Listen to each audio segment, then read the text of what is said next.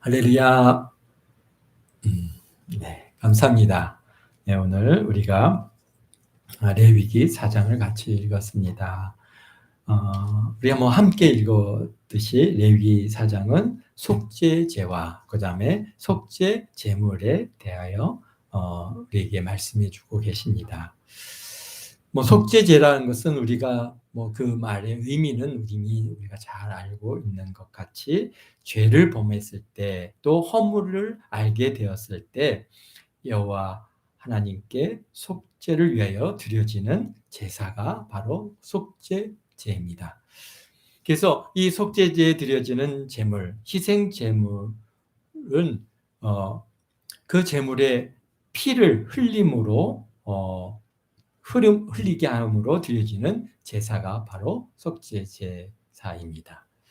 그 이유는 왜 피를 흘려야 되느냐? 피를 흘리는 것이 레위기 17장 11절에 보면은 뭐라고 말씀하시냐면 육체의 생명이 피에 있으므로 피가 죄를 속하느니라 라고 분명히 하나님께서 우리에게 말씀해 주고 계십니다. 그러니까 피가 죄를 속하기 때문에 피를 흘려야 되는 겁니다. 그래서 여기서 보는 거는 송아지를 잡는다든지 아니면은 염소를 잡는다든지 양을 잡아서 그 피를 흘림으로써 죄를 속하는, 왜? 바로 육체의 생명이 피에 있기 때문입니다. 또 히브리서 9장 22절에도 보면은 율법에 따라 거의 모든 물건이 피로써 정결하게 되나니 피 흘림이 없은즉 사함이 없느니라. 그러니까 결국은 피를 흘려야 죄가 사함을 얻는다는 것입니다. 또 그 피로 또 모든 것들이 정결하게 된다는 것입니다. 그래서 그러므로 속죄 제사는 피 흘림을 통해서 죄를 사함받는 아주 중요한 제사입니다.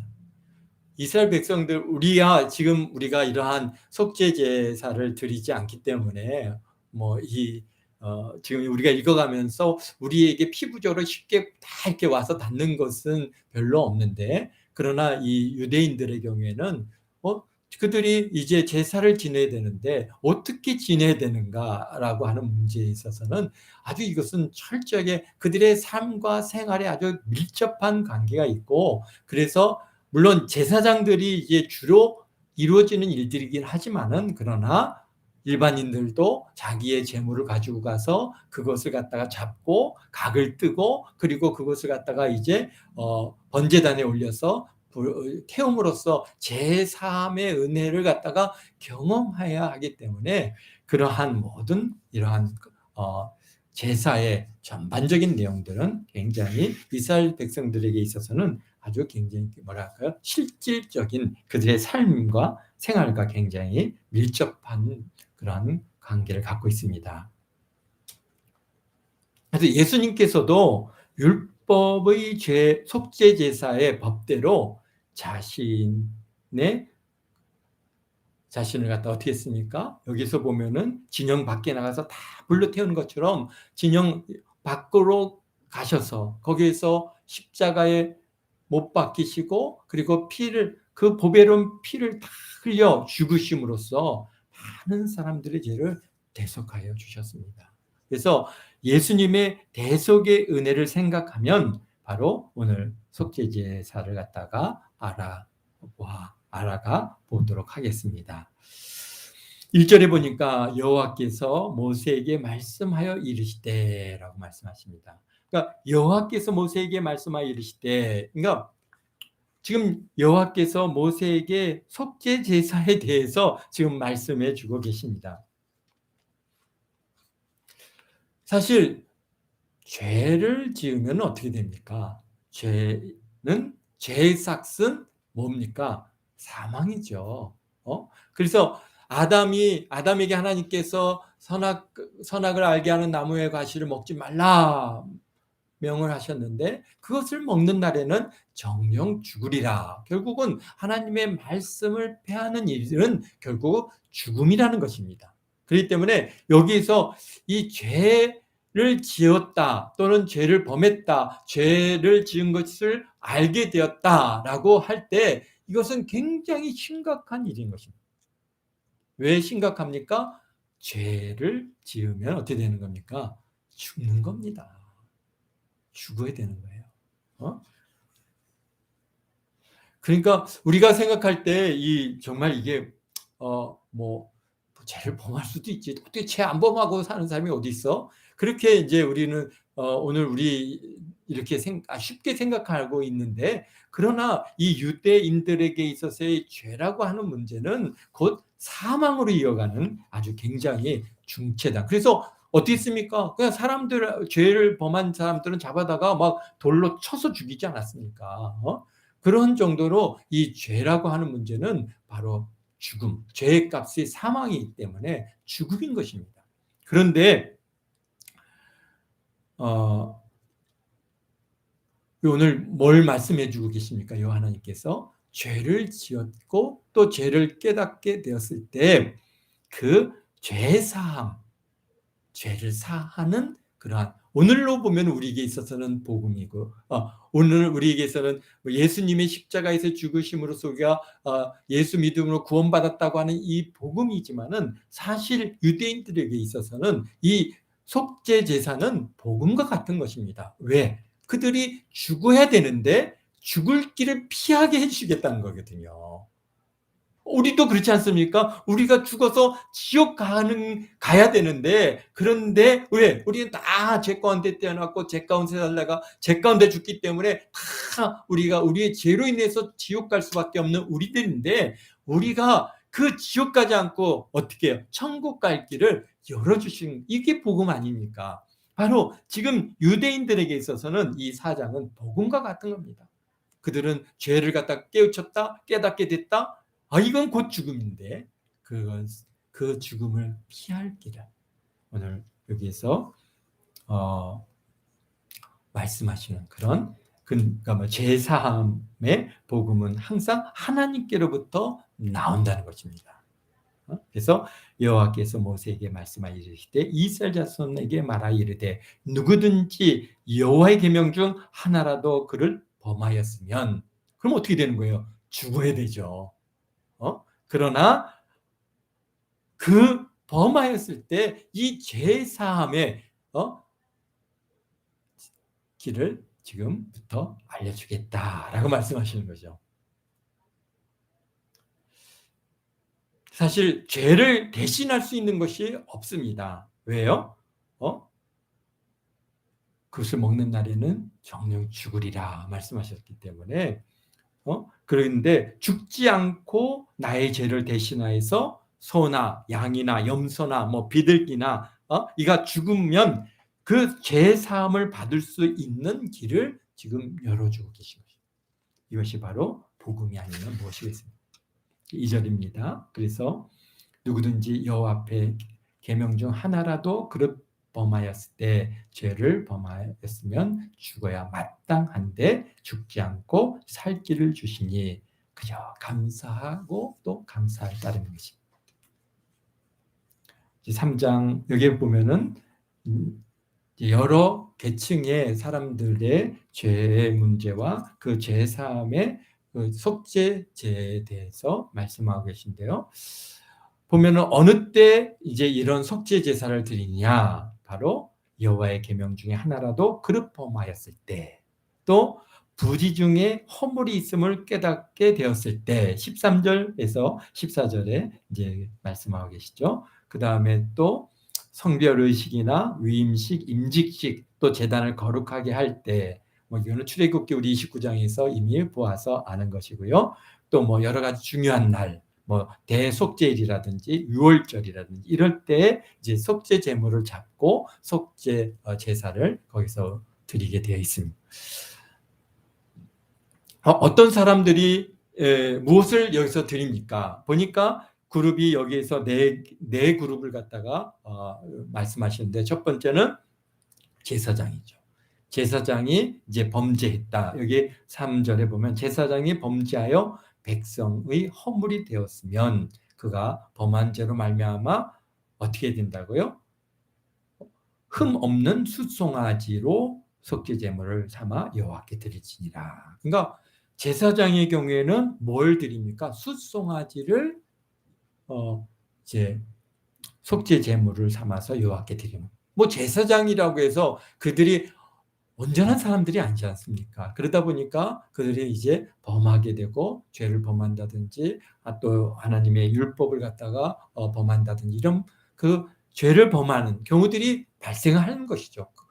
그랬을 때 그들에게 그 제사장은 이 백성들의 이 유대 이스라엘 백성들의 어떤 면에서는 대표적인 인물들이기 때문에 하나님과 백성들과의 상계 사이에서 그 뭡니까 서로의 이런 연결점을 주는 아주 중요한 역할이 담당하는 사람들이기에 그들에게서는 숫송아지로 제물을 삼아서 속죄 제물을 삼아서 여호와께 드려야 되는 것입니다. 그리고 또 보니까 이스라엘 온 회중이 여기에 보니까 13절에 보면은 이스라엘 온 회중이 여호와의 계명을 중 하나라도 부지중에 범하여 허물이 그러니까 이게 단순히 그냥 어떤 개개인이 아니라 이스라엘 온 회중이 함께 뭔가 이렇게 범죄하는 이런 일이 발생했을 때 그때는 어떻게 되느냐? 바로 뭘 제물로 드립니까? 숫송아지를 속죄 제물로 드립니다. 그러니까 제사장과 온 회중의 죄의 문제에 있어서는 숫송아지를 제물로 드리는 것입니다. 그 다음에 또 여기에 보니까 22절에 보니까 누구입니까? 족장이 나오죠. 그러니까 다 어떤 각 지파의 어떤 머리 되는 사람들이 족장이 또 하나님 여호와의 계명 중 하나라도 부지중에 범하여 허물이 되었을 때는 그때는 뭘 드립니까? 순염소를 예물로 가져다가 순염소를 흠없는 순염소를 제물로 드리게 돼 있습니다. 속죄 제물로 드리고 또 반면에 평민이 일반 평민이 범죄했을 때 27절이네요. 평민의 한 사람이 여호와 계명 중에 하나라도 부지중에 범하여 허물이 있을 때는 또 그리고 그 범한 죄를 누가 그에게 깨우쳐 주면 어떻게 됩니까? 무엇을 속죄 제물로 드립니까? 바로 암염소를 속죄 제물로 드립니다. 여기 28절에 있죠. 또 암염소만 드리는 게 아니라 32절에는 또 흠없는 어린 양을 속죄 제물로 드리려고 가져오려거든 흠없는 암것. 그러니까 암양이라든지 암염소는 일반 평민들이 드려지는 것이고요. 족장은 뭘 드려야 됩니까? 순염소를 드려야 되고 온 회중을 대표해서는 누구의 숫송아지를 드려야 되고 그 다음에 제사장이 범죄한 것들이 드러나게 되었을 때는 숫송아지를 갖다가 제물로 드리는 게 되어 있습니다. 드리는 방법은 비슷한 것 같기도 하지만 또 굉장히 다릅니다.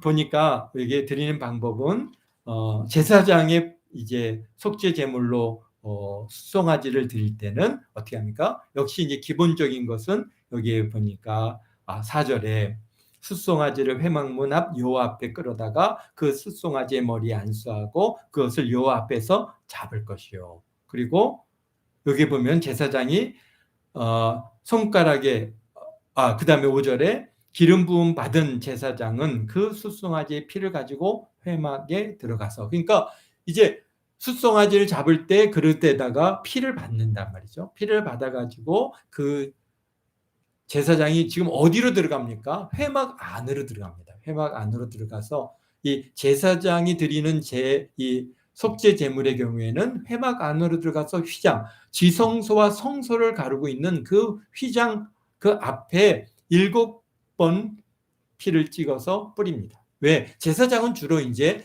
어디에 들어갑니까? 그런 회막 안에 들어갔어야 그런 일을 감당하는 거니까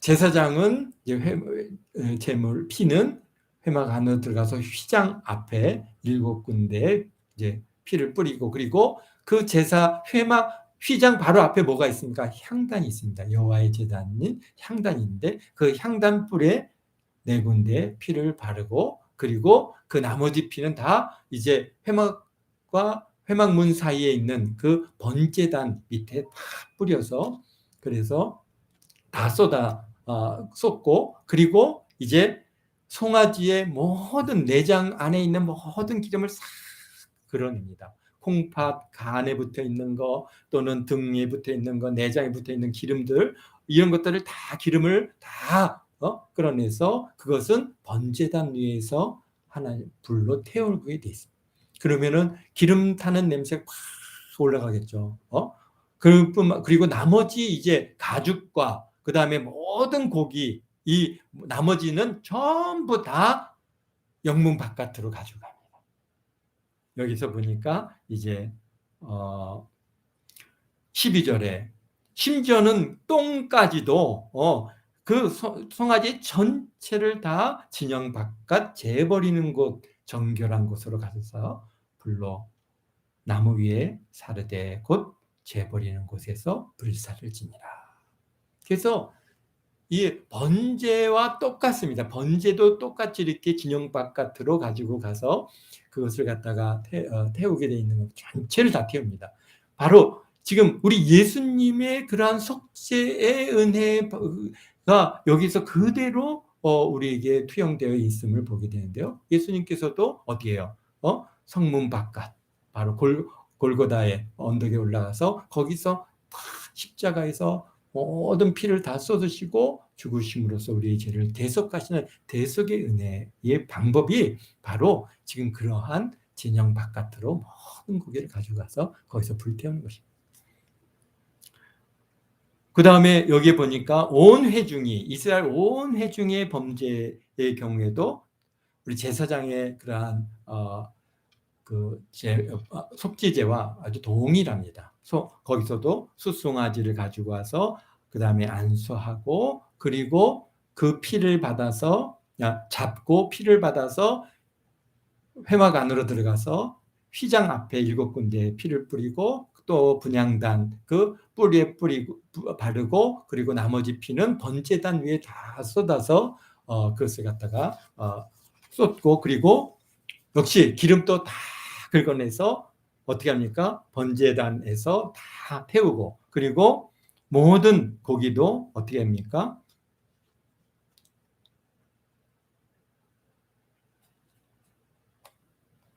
여기 21절에 그 송아지 진영 바깥으로 가져가서 첫 번째 송아지를 사름같이 그 회중 불사를 지니는 회중의 속죄제니라 라고 말씀하십니다. 그런데 좀 하나 다른 게 있습니다. 뭐가 있어요? 20절에 좀 다릅니다. 제사장의 경우에는 그냥 하나님 앞에 속죄 제물을 드림으로써 그의 죄의 문제에 속함이 있는데 그러나 이제 회중의 죄의 문제는 여기에서 20절에 그 송아지를 속죄제의 숫송아지에게 한 것 같이 할지니 제사장이 그것을 회중을 위하여 속죄한즉 그들이 사함을 받으리라. 아멘. 그러니까 이제는 제사장이 그들을 백성들 온 회중을 속죄함으로써 어떻게 합니까? 그들의 사함을 받는 그러한 말씀이 여기에 또 들어있습니다.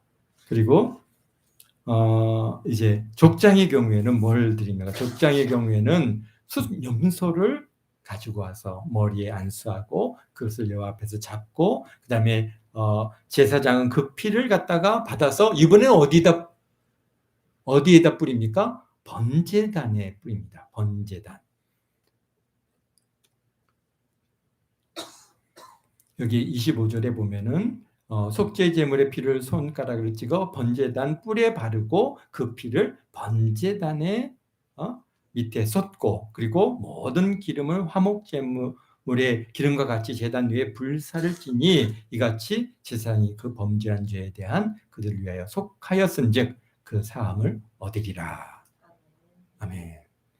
그런데 뭐가 없어요? 나머지 고기에 대한 부분은 없어요. 나머지 고기는 다 진영 밖에 가서 온 회중의 죄를 속하는 문제까지는 송아지의 경우는 다 가서 이제 불로 태우는데 이제 여기서 족장들이 드려지는 이러한 제사는 그렇게 온전히 다 태우지 않습니다. 나머지 고기는 이제 나중에 이제 나오지만은 제사장들에게 그 몫으로 돌아가게 돼 있습니다. 그리고 여기에 평민 중에 한 사람일 때는 어떻게 한다고요? 암염소나 암양을 가져와서. 그러니까 벌써 이제 가치가 조금씩 다른 거예요. 그래서 어린 양을 갖고 와서 머리에 손 안수하고 그리고 그것을 잡고 제사장은 그 피를 받아서 번제단 뿔에 바르고 그리고 번제단 밑에 그 피를 쏟고 그리고 기름을 다 긁어내서 그것을 불로 태움으로써 어떻게 합니까? 하나님 앞에 드리고 그리고 제사장은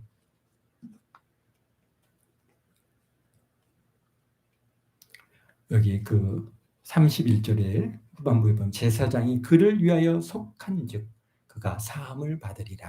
그러니까 제사장이 하나님의 대언자로서 어떻게 합니까? 이 백성들의 죄를 속함으로써 그들이 죄를 사함을 받는다라고 똑같이 반복해서 35절에도 제사장이 그가 범죄한 죄에 대하여 그를 위하여 속죄한즉 그가 사함을 받으리라. 아멘. 근데 여기에는 없는데 빈민이나 또는 아주 극빈의 경우에는 더 이 속죄 제물이 훨씬 더 좀 더 경감됩니다. 빈민의 경우에는 뭘 드립니까? 비둘기 2마리 또는 뭐 산비둘기, 집비둘기 2마리, 비둘기 2마리를 드리고요. 아주 더 극빈의 경우에는 밀가루 10분의 1 에바를 갖다가 드릴 수 있는데요. 그 뭐 이제 앞으로 레위기 5장에서 이제 그 말씀들은 이렇게 이제 나오는데 그래서 우리 하나님께서 그러니까 사람들의 형편에 따라서 또 그리고 그의 계층의 중요성에 따라서 드려지는 제물과 그 다음에 방법과 이런 것들이 굉장히 차이가 있습니다. 그래서 결과는 어떻습니까? 제사장이 그것을 회중을 위하여 속한즉 그들이 사함을 받는다 말씀하고 계십니다. 그런 구약에서의 이러한 속죄 제사는 오늘날 우리에게 있어서는 예수님께서 십자가에서 죽으심으로써 우리의 속죄 제사를 완성해 주셨습니다. 우리 한번 히브리서 10장을 같이 읽음으로써 우리가 이 말씀을 마무리해 보도록 하겠는데요. 1절서부터 18절까지 좀 같이 읽겠습니다.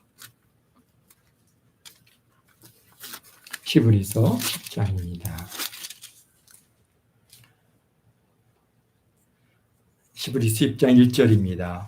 율법은 장차 올 좋은 일의 그림자일 뿐이요. 그렇습니다. 지금 구약에서 드려지는 이 이스라엘 백성들의 속죄 제사, 그것이 온전한 제사가 아니고 그것은 어떻다는 거예요? 좋은 일의 그림자일 뿐이라는 것입니다.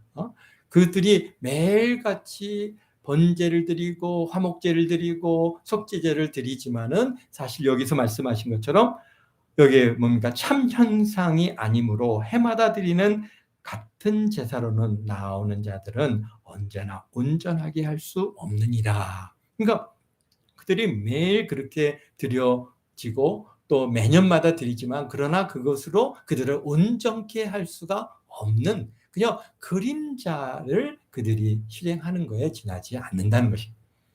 그러니까 오늘 우리들이 이렇게 참 예수 그리스도께서 십자가에서 죽으셔서 그 모든 그 제사를 완성하신 이 은혜 안에 우리는 살아가기 때문에 사실 이 구약에서 드려지는 속죄 제사라든지 번제를 갖다가 우리가 다시 드릴 필요가 없다라고 하는 내용들을 이제 앞으로 계속 이어가고 계신데 한번 읽어보겠습니다. 그렇지 아니하면 섬기는 자들이 단번에 정결하게 되어 다시 죄를 깨닫는 일이 없으니 어찌 제사를 드린 일을 그치지 아니하였으리요. 그러니까 만약에 그들이 온전한 제사였다면은 어땠다는 거예요? 그 이후에 다시 죄를 갖다가 깨닫을 수 없고 죄의 문제가 다 해결됐으니까 다시 제사를 드릴 필요가 없으니 제사가 그치지 않았겠냐. 근데 오늘날 우리에게 있어서는 제사가 그쳤죠. 왜? 예수님께서 단번에 드리셔서 완성하셨기 때문에 그렇습니다. 그러나 이 제사들에는 해마다 죄를 기억하게 하는 것이 있나니 이는 황소와 염소의 피가 능히 죄를 없이 하지는 못함이니라. 그러니까 우리가 구약에서 지금 레위기 우리가 4장에서 말씀하신 것처럼 이렇게 속죄 제사를 그들이 드리어서 그 죄의 문제를 갖다가 해결했지만은 그러나 그게 죄를 완전히 다 없게 한 게 아니란 말이죠. 그러니까 또 죄를 지으면 또 와서 제사를 드리고 또 죄를 지으면 또 와서 제사를 드려야 되는 반복적인 제사를 드려야 되는 그런 문제가 되는 것입니다. 왜? 그 염소의 피가 능히 죄가 없이 하지는 못한다는 것입니다. 그러므로 주께서 세상에 임하실 때 이르시되 하나님이 제사와 예물을 원하지 아니하시고 오직 나를 위하여 한 몸을 예비하셨도다. 번제와 속죄제는 기뻐하지 아니하시나니 이에 내가 말하기를 하나님이여 보시옵소서. 두루마기 책에 나를 가리켜 기록된 것과 같이 하나님의 뜻을 행하러 왔나이다. 아멘. 우리 시편 40편에 있는 말씀을 인용하시는 건데요. 뭡니까? 바로 하나님께서는 제사와 그 다음에 여기 번제와 속죄제 이런 거 기뻐하지 않는다는 거죠. 왜? 그게 온전한 것이 아니기 때문에 하나님께서 원하시는 진정한 그 속죄, 바로 예수 그리스도의 십자가에서 죽으시는 그것을 기다리시고 또 기다리시는, 그래서 그 뜻을 행하러 지금 왔나이다 라고 지금 여기에서 예수님께서 말씀하시는 그 말씀이었기를. 그래서 8절에 위에 말씀하시기를 주께서는 제사와 예물과 번제와 속죄제는 원하지 아니하고 기뻐하지도 아니하신다 하였고 이는 다 율법을 따라 드리는 것이라. 그 후에 말씀하시기를 보시옵소서 내가 하나님의 뜻을 행하러 왔나이다 하였으니 그 첫째 것을 패하심은 둘째 것을 세우려 하심이라. 이 뜻을 따라 예수 그리스도의 몸을 단번에 들이심으로 말미암아 우리가 거룩함을 얻었노라. 아멘. 아멘.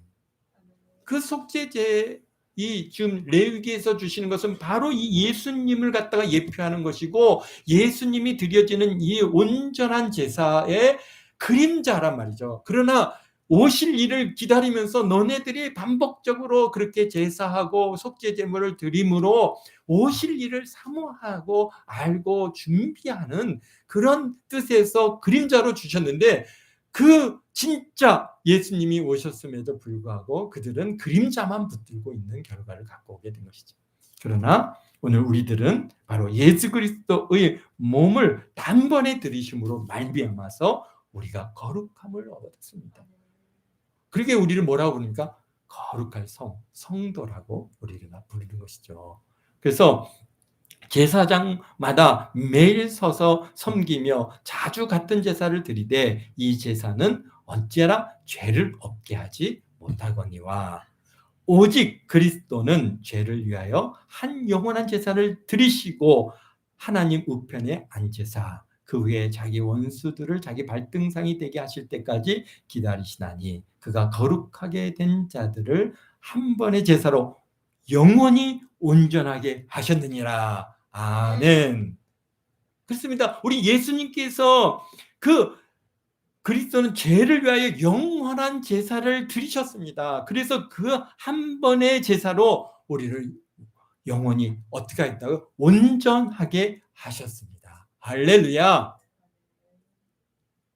그래서 또한 성령이 우리를 증언하시되 주께서 이르시되 그날 후로는 그들과 맺을 언약이 이것이니라 하시고 내 법을 그들의 마음에 두고 그들의 생각에 기록하리라 하신 후에 또 그들의 죄와 그들의 불법을 내가 다시 기억하지 아니하리라.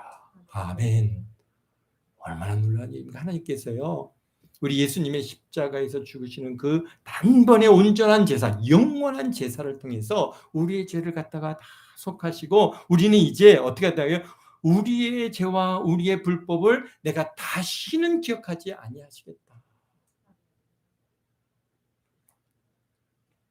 그래서 18절에 이것들을 사하셨은즉 다시 죄를 위하여 제사를 드릴 것이 없느니라. 아멘.